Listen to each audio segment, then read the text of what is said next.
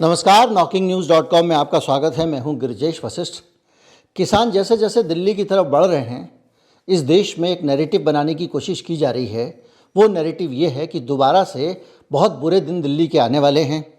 दिल्ली में traffic jam लग जाएगा। एक तो दिल्ली वालों को ये समझाया जा रहा है, जबकि हकीकत ये है कि पिछली बार चौड़े चौड़े हाईवे पे आधे हाईवे के ऊपर किसान बैठे हुए थे, और वो इसलिए बैठे हुए थे क्योंकि अपने ही देश की राजधानी में उनको घुसने नहीं दिया गया था, बॉर्डर पर ही रोक दिया गया था, इसलिए वहाँ बैठे थे।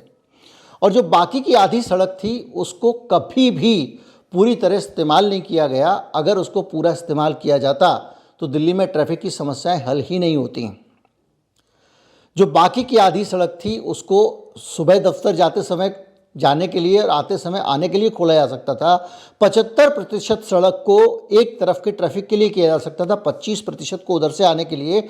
ना जाम लगता ना दिक्कत होती, क्योंकि जिन हाईवेज़ पर किसान बैठे हुए थे, चाहे वो गाज़ीपुर वाला हो, चाहे वो आपका सिंघू बॉर्डर वाला हो, कोई भी हो, वहाँ पे आसानी से फिर भी 7-8 लेन ट्रैफिक के लिए बचती।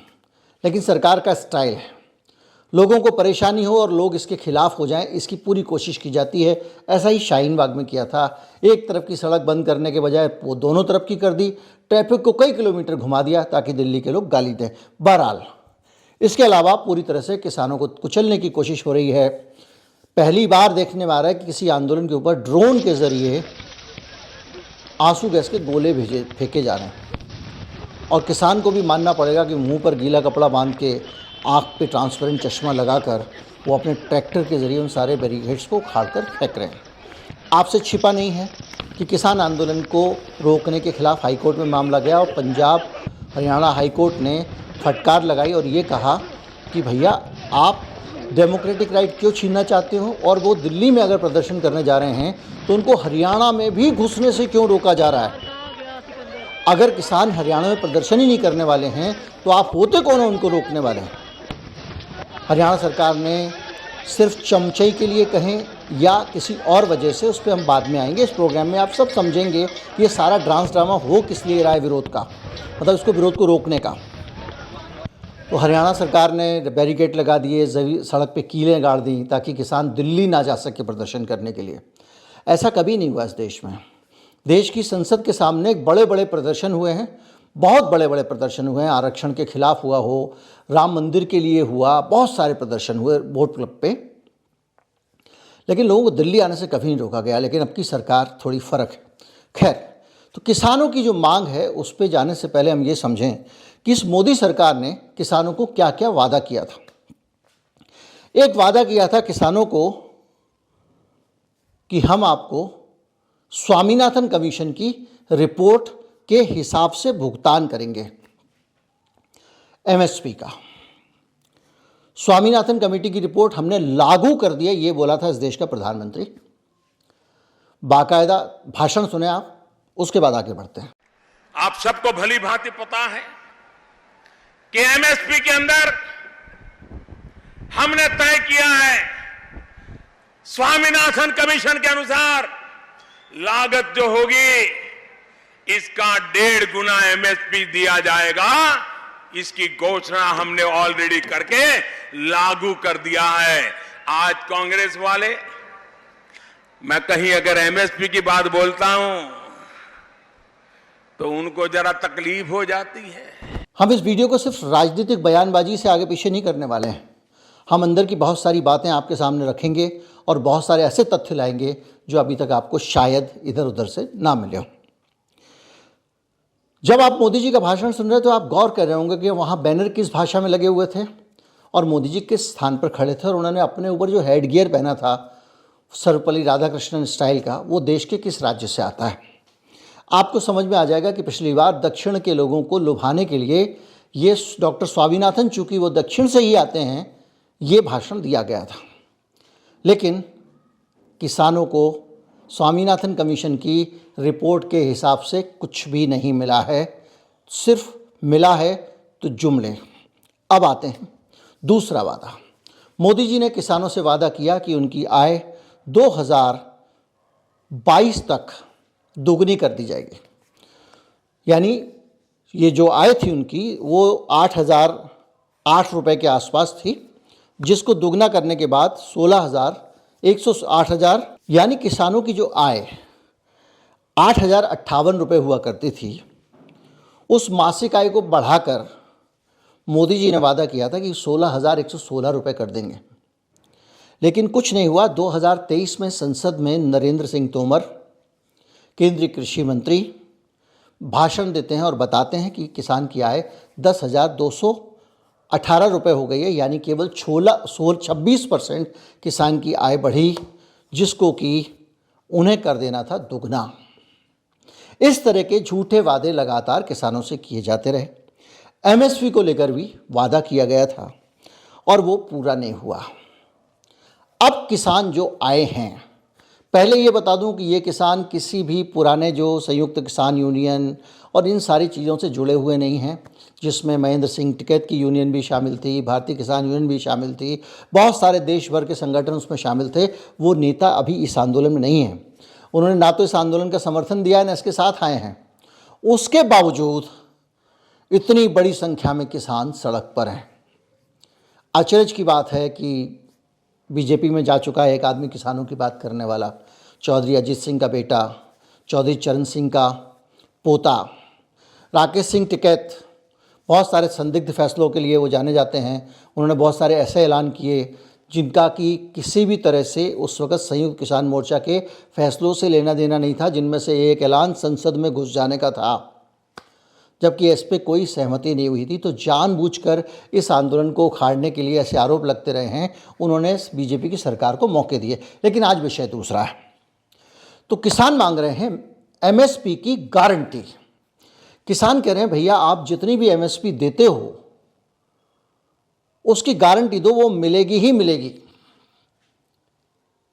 अभी क्या हो रहा है, किसान की उपज 6% उपज ही एमएसपी पे जाती है। अलग अलग आकलन है, लेकिन एक आकलन है 6% ही उपज एमएसपी पर जाती है। तो ऐसी हालत में किसान को आप एमएसपी तो डिक्लेयर कर देते हैं, लेकिन सपोर्ट प्राइस का मतलब क्या, जिस सपोर्ट प्राइस पर माल ही ना बेचा जा सके या सरकार जिस पर माल बिकवाए नहीं। तो उसका नतीजा ये हुआ है कि किसान परेशान है और वो ये कह रहा है कि साहब हम जाएं तो जाएं कहाँ, क्योंकि हमारा अपना सामान बिक नहीं रहा है। किसान की शिकायत क्या है? किसान की शिकायत ये है कि जो किसान 1971 से लेकर 2015 के बीच का एक अध्ययन हुआ था, वो अध्ययन कहता है कि स्कूल टीचर की आय 71 से 2014 के बीच में 280 से लेकर 320 गुना हो गई थी। प्रोफेसर की आय 150 से 170 गुना हो चुकी थी इन सालों में। सरकारी कर्मचारी की आय 120 से 150 गुना हो चुकी थी 71 से 2015 के बीच में। वहीं किसान की आमदनी सिर्फ 21 गुना बढ़ी थी। इससे आप अंदाज़ा लगा लें। किसान की आमदनी के और भी आंकड़े हैं, वो बताते हैं कि 2003 में उसकी आय 2,115 रुपये थी, जो 2018-19 आते आते 10,218 रुपये ही हुई, यानी उसकी आय बड़ी ही नहीं है। इस बीच में किसानों का गुस्सा इस बात को लेकर भी है, अभी हम एमएसपी के कैलकुलेशन पे भी आएंगे। और सबसे बड़ी बात, इसमें मोदी जी क्यों समझौता करना नहीं चाहते हैं, क्यों किसान को उपज दिलाना नहीं चाहते हैं, और किसान को अगर अच्छा पैसा मिलेगा तो उससे देश की प्रगति में क्या लाभ होगा, इसको भी हम समझेंगे। बहुत गंभीर जहीन आर्थिक बातें हम करने वाले हैं। तो मोदी जी ने आश्वासन दिया था गुरु पर्व के दिन, जब पिछले किसान आंदोलन के बाद में यूपी में इलेक्शन आ गए थे और हालत ये थी कि यूपी की सत्ता से बाहर होने वाली थी बीजेपी। अब उनका कहना ये कि पिछले किसान आंदोलन में जो मुकदमे दर्ज हुए थे, आपने वादा किया था कि आप वापस लेंगे, नहीं ले रहे हैं। जो ट्रैक्टर जब्त किए थे उनको वापस नहीं लौटा रहे हैं। वो किसान वो खड़े खड़े पुलिस थानों में कबाड़ बन चुके हैं। तो ये बात, ऐसी मांगे हैं जिनको आपको पूरा कर देना चाहिए था, आपने नहीं किया। आपने एमएसपी की गारंटी की बात की, आय दुगनी करने की बात की, और यहाँ तक कहा कि हम स्वामीनाथन आयोग के हिसाब से आपको एमएसपी देंगे। लेकिन सिर्फ जुमले और देश के किसानों को मूर्ख बनाया गया, जिसके बाद में किसान जानते हैं कि अगर ये चुनाव का टाइम है, इस वक्त अगर दबाव बनाएंगे तो ये सरकार हार से डरती है, हमारी मांगें पूरी करेगी। जैसा इसने पिछले किसान आंदोलन में 700 मौतों के बाद किया। हालांकि इस बारे में एक बड़ा दुखदाई बयान आया था कि मोदी जी ने कहा कि मेरी वजह से मरे हैं क्या 700 किसान, वो सुन के ही अपने आप में बहुत दुखद था। खैर, अब हम आप समझते हैं कि ये जो स्वामीनाथन कमेटी की रिपोर्ट क्या है, उसके बाद हम समझेंगे कि ये पूरा जो कहानी है इसके पीछे किसकी अपने इंटरेस्ट हैं, कौन सी अंतर्राष्ट्रीय ताकतें हैं, कौन से उद्योगपति लोग हैं, कौन सा वर्ल्ड ऑर्डर इसके पीछे लागू हो रहा है जो किसानों की आमदनी को नहीं बढ़ने दे रहा है। दरअसल क्या है, स्वामीनाथन ने कहा कि जो किसान है वो अपना कारोबार कर रहा है, तो उसको कारोबार करने के लिए जैसे दूसरे बिजनेस में एक मुनाफे का गणित होता है, तो किसान के बिजनेस में भी एक मुनाफे का गणित होना चाहिए। तो क्या होना चाहिए, तो उन्होंने कहा देखिए, एक तो किसान ने अपनी खेती में लागत लगाई, उसको जोड़ लीजिए, जिसको उन्होंने कहा कि A2 कॉस्ट है। A2 कॉस्ट में FL भी जोड़ लीजिए, यानी फैमिली लेबर, यानी आपके परिवार ने भी काम किया तो उसका मेहनताना भी तो होगा। जब बड़े बड़े टाटा, बिरला, अंबानी अपनी कंपनी से वेतन लेते हैं तो किसान अपने कारोबार में जो मेहनत कर रहा है, उसके बच्चे, उसकी फैमिली लगी रहती है दिन रात, सर्दी गर्मी में, रात को जा रहे हैं जाड़े में, पानी दे रहा है खेतों में, तो ऐसी हालत में उसकी मेहनत का भी पैसा होना चाहिए। दूसरी बात ये कही गई कि इसके अलावा एक C2 कॉस्ट भी इसमें शामिल होनी चाहिए। C2 कॉस्ट क्या है? C2 कॉस्ट क्या है कि C2 कॉस्ट ये है कि भाई जो पैसा किसान ने उसमें लगाया, वो पैसा वो या तो कर्ज लेके आ रहा है, या अगर वो पैसा अपने कारोबार में नहीं लगा के बैंक में रखता तो वहाँ से उसको ब्याज मिलता, उसको भी आप जोड़िए। तो ये कहा गया कि ये जो पूरी MSP का जो गणित है उसमें आप ये सब मिला लीजिए, और मिलाने के बाद में आप इसमें 50% मुनाफा डाल दीजिए। अब आप कहोगे 50% का मार्जिन होता है क्या? हम तो कोलगेट लाते हैं उसमें 10 रुपये का 10% का मार्जिन होता है, लेकिन ये 50% साल भर का मार्जिन है। कोई जो सामान आप दुकान वाले से FMCG के सामान लेके आते हैं, वो अपनी दुकान में साल भर नहीं सकता वो सामान। अगर वो कोलगेट को अपने पास साल भर रख के बेचेगा तो वो भी 50% ही मांगेगा, तो ये नाजायज़ नहीं था। तो स्वामीनाथन को जब इन्होंने भारत रत्न दिया तो उनकी पुत्री की जो प्रतिक्रिया आई थी वो यही आई थी कि डॉक्टर स्वामीनाथन को अगर सचमुच सम्मान देना चाहते हैं तो उनकी सिफारिशों को लागू किया जाए। अब स्वामीनाथन की सिफारिशें लागू ना होने में, अगर आप सीधे सीधे गणित लगाते हैं तो आज के हिसाब से, स्वामीनाथन के हिसाब से जो MSP बनती है 2478 रुपये क्विंटल बनती है, जबकि अभी MSP 2125 रुपये है, यानी बहुत ज़्यादा अंतर नहीं है, करीब 350 रुपये का अंतर आप मान लीजिए। अगर 350 रुपये MSP और बढ़ा दी जाती है तो उसके बाद में किसान को स्वामीनाथन से मिलने लगेगी, लेकिन 350 रुपये क्विंटल भी दाम बढ़ाने को सरकार तैयार नहीं है। बहुत सारे लोगों के दिमाग में ये आ रहा होगा कि किसान की अगर आय है और उसको बढ़ाने से देश में महंगाई बढ़ जाएगी, हाहाकार मचेगा, चूड़ियाँ तोड़ेंगे लोग भक्तों की भाषा में, क्योंकि अब किसान को जब आप महंगा गेहूँ देगा तो आप कहोगे रोगे महंगाई हो गई, महंगाई हो गई, गेहूँ महंगा हो गया, आटा महंगा हो गया। तो इसको आप इस तरीके से समझिए कि दुनिया भर की सारी चीज़ें महंगी हो रही हैं, सिलेंडर का दाम आपने कहाँ पहुँचा दिया, तब आपके दिमाग में नहीं आया कि लोग रोएंगे। आपने किसान को मिलने वाली खाद को महंगा कर दिया, तब आपके दिमाग में नहीं आया। फर्टिलाइज़र और कीटनाशकों का दाम कहाँ पहुँच गया, तब आपके दिमाग में नहीं आया। किसान जो इंडस्ट्रियल प्रोडक्ट इस्तेमाल करता है उनमें से भले ही ट्रैक्टर देख लीजिए, उसके दाम में कितना अंतर आ गया। किसान बाज़ार से जो भी चीज़ें खरीदने जाता है उसके दाम में कितना अंतर आ गया। तो इन सारी चीज़ों को अगर आप देखेंगे तो अगर किसान के गेहूं में भी, ऐसा मैंने आपको ऊपर बताया अभी कि सबसे कम रफ्तार से किसान की इनकम बढ़ रही है, तो उससे फ़ायदा क्या होगा। अब आप समझिए फ़ायदा अर्थव्यवस्था को क्या होगा। राहुल गांधी ने पिछले लोकसभा चुनाव में 72,000 रुपये सालाना मिनिमम इनकम की गारंटी दी थी भारत के नागरिकों को, आपको याद होगा।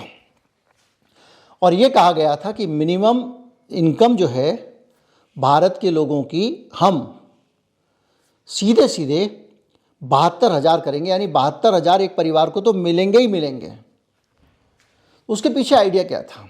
उसके पीछे आइडिया ये था कि 72,000 रुपये अगर हिंदुस्तान का हर आदमी खर्च करेगा तो इस देश में बाज़ार लहला उठेंगे। आज जो FMCG कंपनियां रो रही हैं बाज़ार में जो ग्रामीण डिमांड है वो बढ़ नहीं रही है, चाहे वो हिंदुस्तान लीवर हो या कुछ हो, तरह तरह के इंसेंटिव दे रहे हैं वो डीलर्स को। गांव में माल नहीं बिक रहा है, गांव में डिमांड ही नहीं है। एफएमसीजी का मार्केट गांव में बढ़ ही नहीं रहा है। एफएमसीजी मतलब फास्ट मूविंग कंज्यूमर गुड्स, जिसमें माचिस है, साबुन है, तेल है और भी तमाम चीज़ें हैं जो आपके पड़ोस के किराने की दुकान पे बिकती हैं और रोज़मर्रा में आप इस्तेमाल करते हैं। तो वो डिमांड लहला उठेगी अगर गांव में किसान के पास ज़्यादा पैसे आएंगे, वो खरीदारी करेगा, अपनी ज़रूरत की चीज़ें खरीदेगा, वो खेती के सामान के अलावा कुछ दूसरी चीज़ें भी खरीदेगा, 2 जोड़ी कपड़े ज़्यादा भी सिल सकेगा। अभी तो शादी ब्याह में जाना हो, होली दिवाली हो, तब तो कपड़े नए आते हैं। बाकी किसान उसी पैंट शर्ट में 10 साल 15 साल भी बिता देता है। ये भारत के गांव की हकीकत है।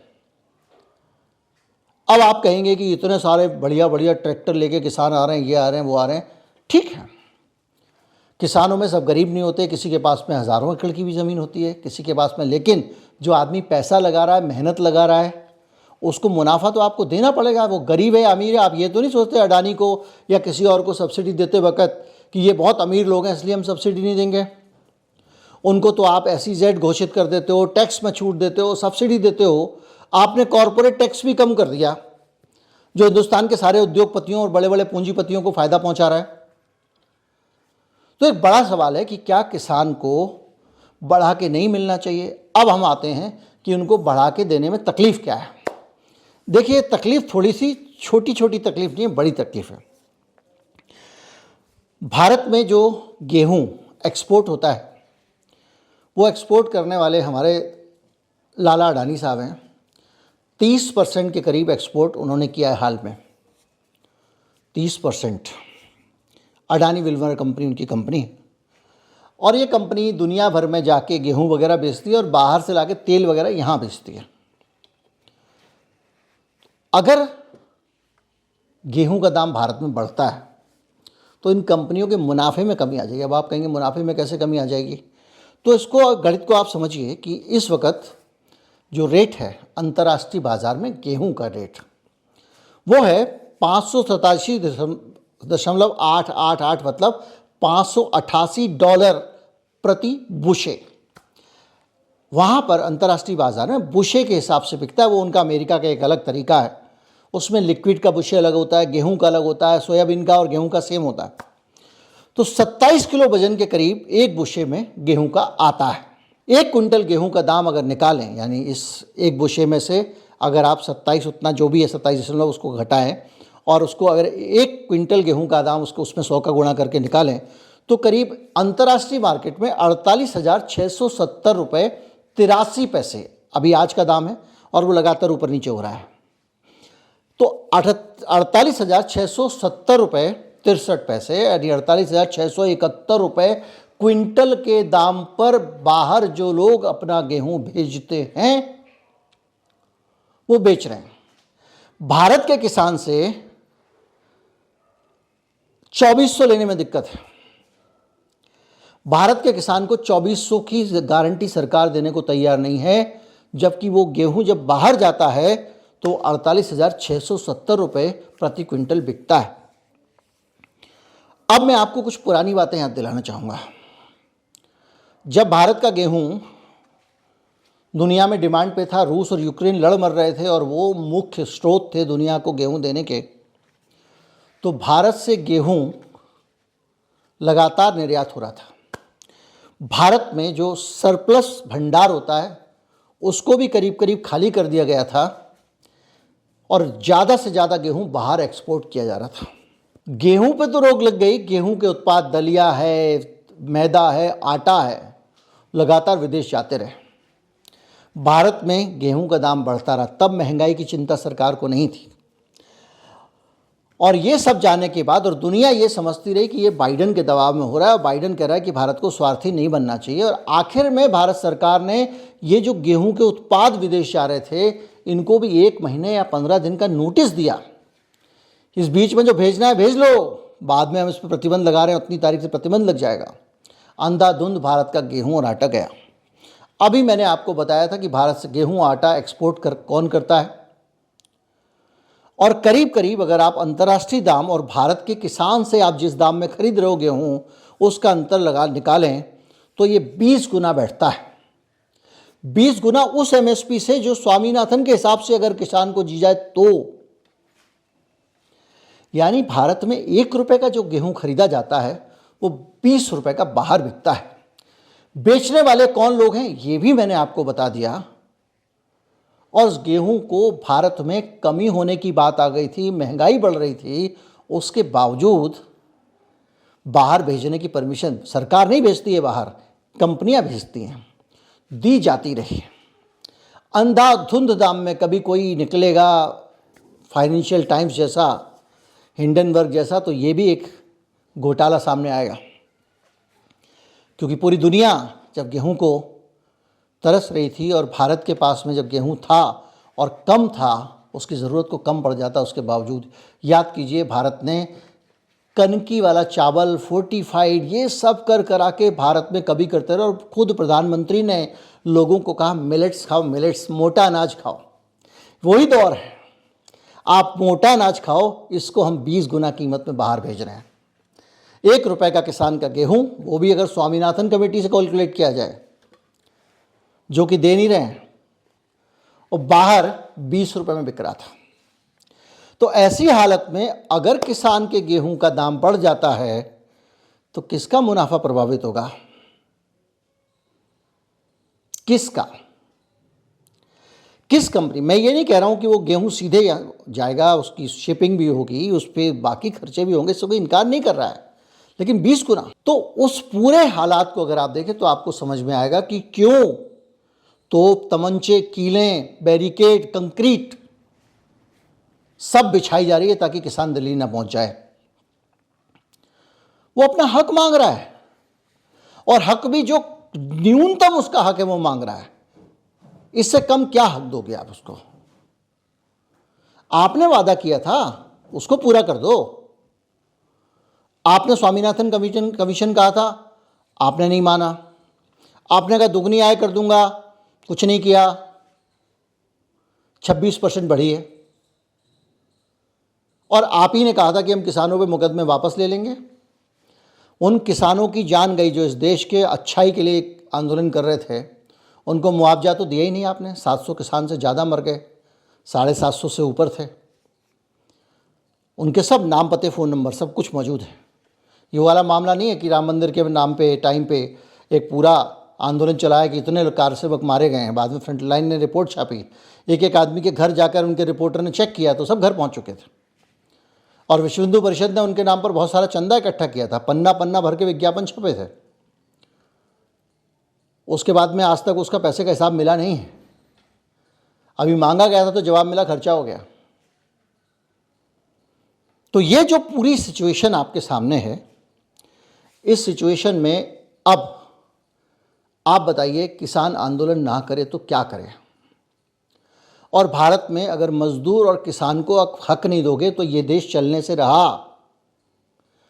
आप उद्योगपतियों को देते जाओगे, उद्योगपतियों के जो कर्मचारी हैं उनके यहाँ पे जो मोटी मोटी तनख्वाह, सिक्योरिटी गार्ड वगैरह नहीं, मजदूर लेबर नहीं, मैनेजमेंट के लोग हैं, उन्हीं के पास पैसे आते रहेंगे, वो महंगी महंगी गाड़ी खरीदते जाएंगे। इसीलिए आप देख रहे हैं के शेप रिकवरी आ रही है।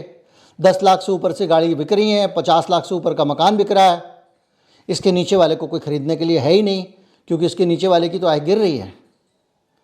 बहरहाल सीधी सी बात यह है कि अगर इस देश के किसान के हाथ में पैसा जाएगा तो इस देश की आर्थिक प्रगति भी होगी। ये उद्योगपति ही तरक्की करेंगे क्योंकि इनका माल बिकेगा। मोटरसाइकिल बिकने लगेगी 50-60 हज़ार रुपये वाली, फिर से 2 लाख 3 लाख की कार की बिक्री बढ़ जाएगी।